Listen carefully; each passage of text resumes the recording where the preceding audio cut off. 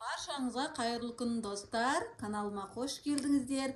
Сіздермен Қаламқас бүгін сіздерге өте ерекше, жылдам, тез дайын болатын базар ханымның рецептімен бөлісемін.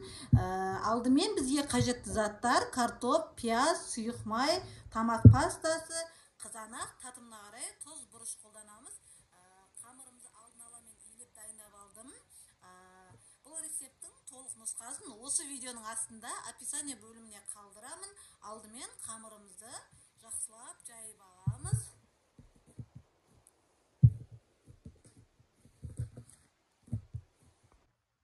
Қамырымызды оқтаудың көмегімен жаямыз. Алдымен қолымыздың жұдырығымен осылай шеттерінен басып саламыз.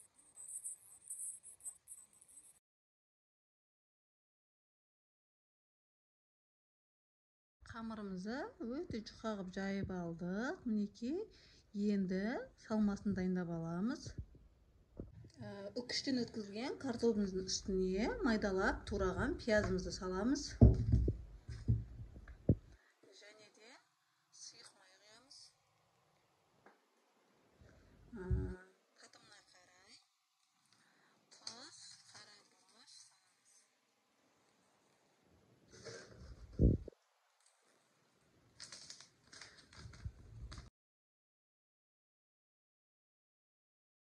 Барлығын салып алдық. Жақсылап қолымыздың көмегімен араластырып аламыз. Мінекей, осылай араластырып алдық.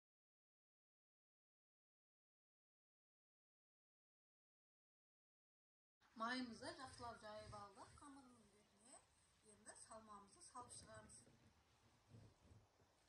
Барлық жеріне біркелкі жайып, жақсылап ораймыз қамырымызды.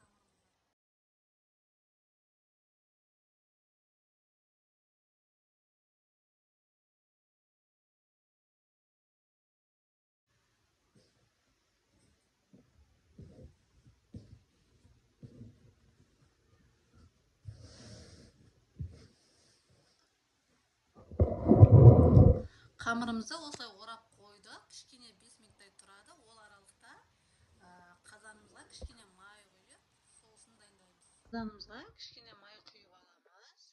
Себебі кішірек пиязымызды қуырып, соус жасау үшін майымыз қызды, кішірек пиязымызды салып, пиязымыздың үстіне томатымызды салып, кішкене қуырып аламыз. Және де үстіне 500 мл қойсын құямыз.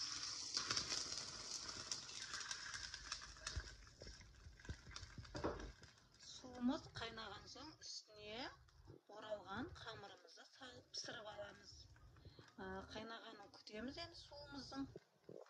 Қайнап жатқан суымыздың үстіне, соусымыздың үстіне қамырымызды саламыз. Қамырымызды салдық. Енді сорпамызға кішкене тұз салып жібереміз. Себебі қамырға кішкене тұзы сіңу керек. Енді 1 сағат, 1,5 сағатқа бетін жауып пісіріп аламыз. Орташа отта пісіреміз. Астын пәсейтеміз. Қамырымыз пісіп шықты. Мінекей, суы тартылып, әдемі болып пісіп шықты. Енді ыдысымызға саламыз. Ыдысымызға салып алдық. Енді арасын кесіп көрейік.